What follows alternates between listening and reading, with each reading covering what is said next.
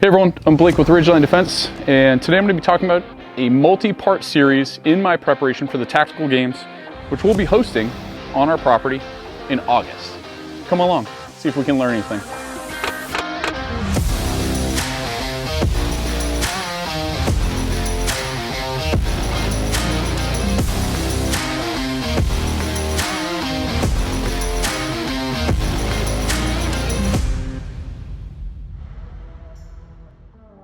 So let's talk about a little of the required support kit, and what we're going to start with is plate carriers. So again, we talked about it a little bit earlier, but I'm running the Spirit Systems LV119 with their Micro Fight 4 placard. The reason I like the placard is because one is scalability. So if you look at my plate carrier setup right now, I have a rear bag on it. I'm just not going to take it off. It doesn't add enough weight for me to notice, and I don't think it's going to be a snag hazard either. I have the cummerbunds that allow magazines, so if I were to run slick, let's say I have to fit through something, I can take my front placard off and trim my front to back profile while still being able to maintain that magazine capacity, whatever is required for that course of fire. Or for ease of reloading, if I'm not restricted in where I need to move, then I can throw this front placard on. So it allows a lot of scalability and modularity, specifically around obviously operational loadouts, but around competitions, specifically like the TAC games, gives you a couple different options. I'm going to be running the Velocity Systems plates. We like their plates a lot, and the weight is going to come in really right around that mark that is required by TAC games. Again, just make sure you're reading the rules for all the requirements on muzzle devices, weights, and everything like that as you start building out your kit and training up to go to your first one or your third or 10th.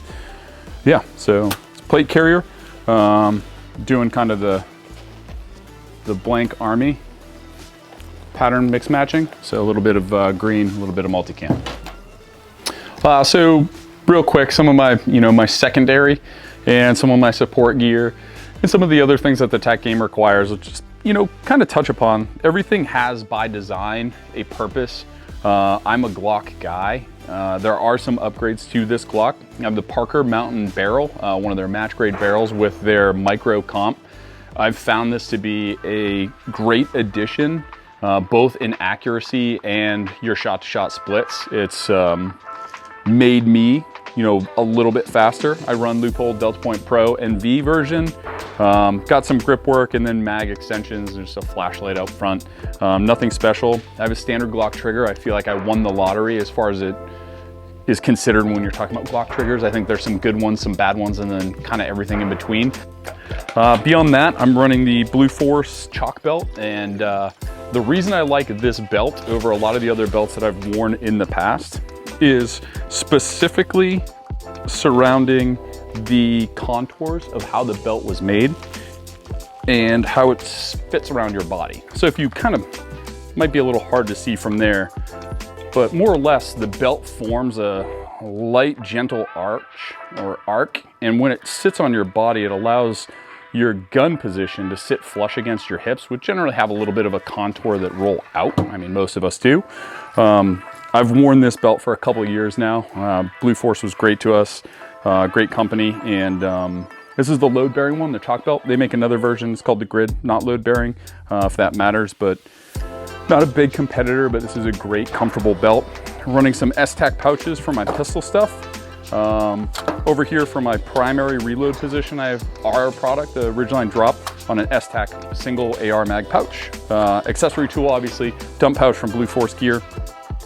Got Edgar Sherman Designs Swivela, New Hampshire style, with the A&R design thigh strap in a Safariland holster. If it's not a Safariland holster, I don't want to say you're wrong.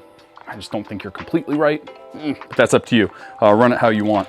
And obviously a nub mod for the thumb brake. And that kind of rounds that out. Gonna be running this exact kit, been running it for years. I'm just gonna run the same thing and, hopefully it works out, or it doesn't. Kind of pass fail, easy test, right? So that wraps up the kit that I am normally running and will be using in the TAC games that's coming up right around the corner.